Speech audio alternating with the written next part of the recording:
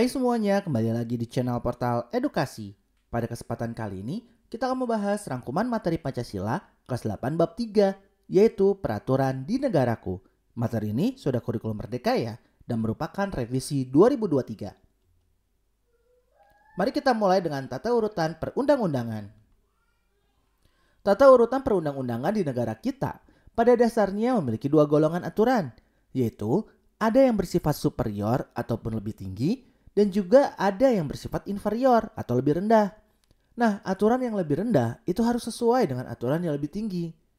Pasal 1 ayat 3 UUD NRI tahun 1945 menyatakan bahwa Indonesia adalah negara hukum. Artinya, negara Indonesia mengedepankan hukum dalam menjalankan setiap lini kehidupan bermasyarakat, berbangsa, dan bernegara. Tata urutan tersebut didasarkan pada Undang-Undang Nomor 12 Tahun 2011, kemudian disempurnakan dengan Undang-Undang Nomor 15 Tahun 2019 dan Undang-Undang Nomor 13 Tahun 2022 tentang pembentukan peraturan perundang-undangan. Nah, di sini setiap kalian mendengar kata undang-undang dan pasal-pasal, hafalkan dengan baik ya. Tata urutan peraturan perundang-undangan itu ada ini nih, seperti ini nih.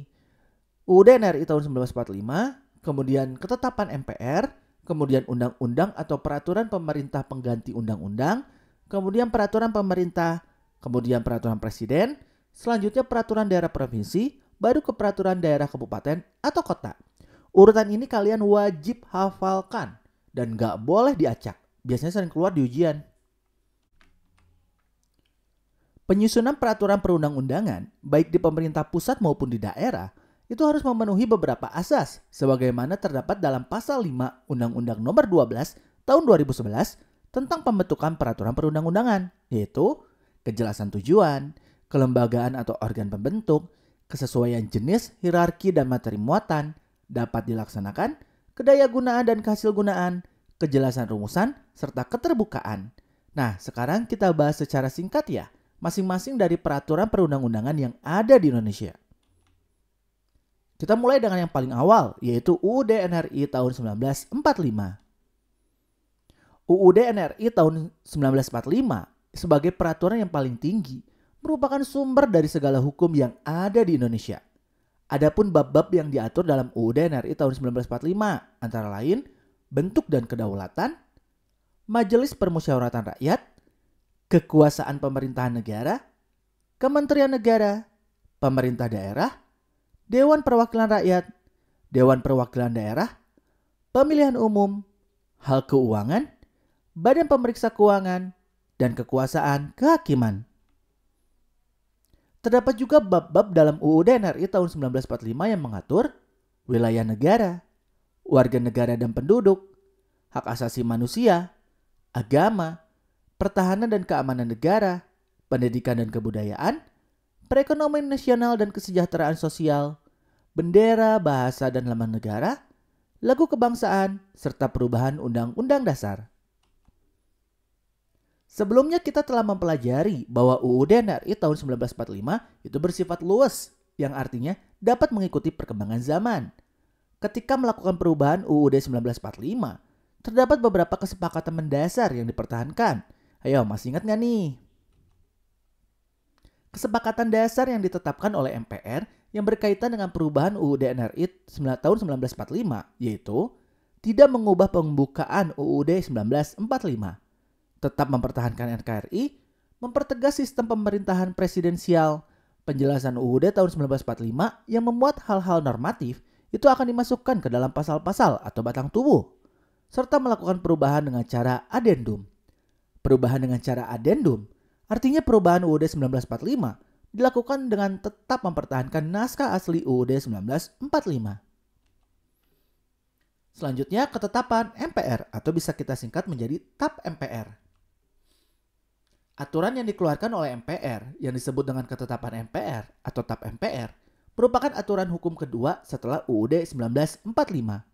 Ketetapan MPR yang masih berlaku adalah ketetapan MPR yang dibuat oleh MPR maupun MPRS.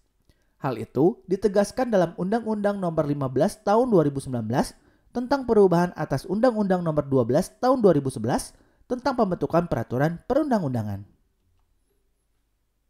Selanjutnya, UU atau Perpu. Undang-undang itu dibuat supaya bisa mengatur semua bidang dengan lebih rinci. Kalau dalam UUD NRI 1945 itu hanya intinya aja. Nah, di undang-undang terdapat penjabaran yang lebih mendalam lagi agar lebih jelas aturannya. Lembaga yang dapat membuat undang-undang itu DPR ya. Dalam pembuatan undang-undang ada alur yang harus dilalui sebagaimana infografis di bawah ini. Kalian bisa hafalkan nih. Bisa dibaca kemudian dihafalkan. Nah, kita tahu nih proses pembuatan undang-undang itu panjang banget. Gimana nih kalau ada keadaan yang mendesak dan harus diselesaikan segera, tapi belum ada aturannya. Kalau harus dibuat undang-undangnya dulu, lama nih, panjang. Nah, disinilah fungsinya Perpu. Perpu itu adalah peraturan perundang-undangan yang dikeluarkan oleh Presiden dalam keadaan yang memaksa. Kondisi memaksa merupakan keadaan yang dipandang darurat dan perlu payung hukum untuk melaksanakan suatu kebijakan pemerintah. Dalam UUD NRI tahun 1945, ketentuan menyangkut Perpu itu dimuat pada pasal 11. 3 ayat di pasal 11 ini menyebutkan bahwa dalam hal ihwal kegentingan yang memaksa, Presiden berhak menetapkan peraturan pemerintah sebagai pengganti undang-undang. Peraturan pemerintah itu harus mendapat persetujuan Dewan Perwakilan Rakyat dalam persidangan yang berikut.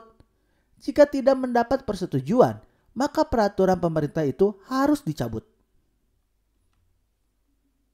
Selanjutnya, peraturan pemerintah. Peraturan pemerintah merupakan peraturan perundang-undangan yang ditetapkan oleh Presiden untuk menjalankan undang-undang sebagaimana ditetapkan dalam UUD NRI tahun 1945 pasal 5 ayat 2. Nah, ada 3 tahapan nih dalam pembuatan peraturan pemerintah, yaitu tahap perencanaan rancangan PP yang disiapkan kementerian atau lembaga pemerintah lain sesuai bidang terkait. Kemudian ada tahap penyusunan oleh panitia antar kementerian atau lembaga pemerintah tersebut. Yang terakhir, tahap penetapan dan pengundangan PP oleh Presiden. Selanjutnya, peraturan Presiden. Ada Perpres, ada juga Kepres. Nah, jangan sampai ketuker ya. Peraturan Presiden atau Perpres itu adalah peraturan yang diterbitkan oleh Presiden sebagai bagian dari kewenangannya dalam menjalankan pemerintahan. Perpres berfungsi sebagai aturan hukum yang memberikan petunjuk dalam tindakan administratif, mengatur struktur pemerintahan, dan mengatur prosedur tertentu dalam pelaksanaan kebijakan pemerintah. Sedangkan keputusan Presiden atau Kepres itu merupakan keputusan yang diambil oleh Presiden dalam menjalankan tugas-tugasnya sebagai kepala negara dan kepala pemerintahan. Kepres berlaku sebagai instrumen hukum yang mengatur kebijakan nasional dan dapat mencakup berbagai aspek seperti pengangkatan pejabat, penetapan kebijakan ekonomi, pengaturan keamanan, dan perubahan struktur pemerintahan.